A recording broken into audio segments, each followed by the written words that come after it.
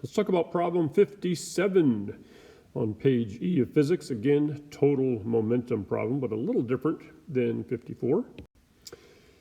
In this problem, we have a 3,500 kilogram vehicle moving east at 50 kilometers per hour.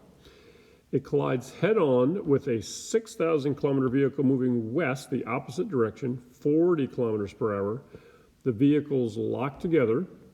Which way will the wreckage move, and what is the momentum after the collision?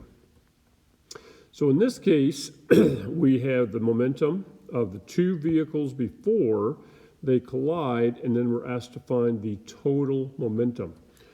So remember that the momentum, P, is m1 times v1.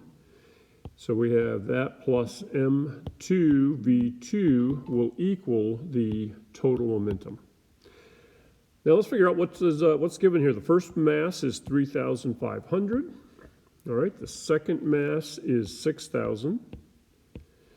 Now, the first one is traveling at 50, so if I put in 50 here, then that means the second one going exactly the opposite direction. This is key.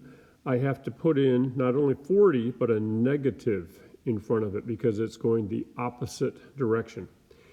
It doesn't matter, the pace doesn't say, it doesn't matter which one's positive, which one's negative, as long as they are opposite of each other. And then when we answer the question at the end, we have to know which one, which direction it is, east or west, okay?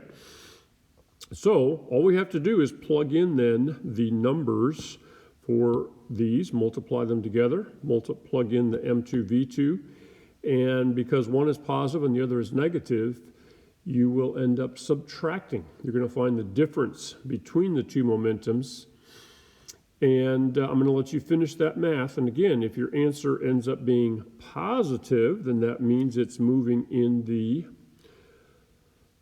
eastern direction, because we made that one positive. And if it's a negative answer as your final momentum, then that means it's moving in the western direction because we made the western velocity to be negative.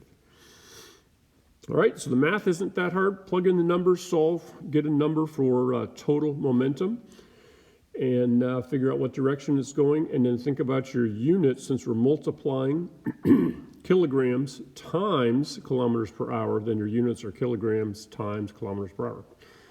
Okay, good luck.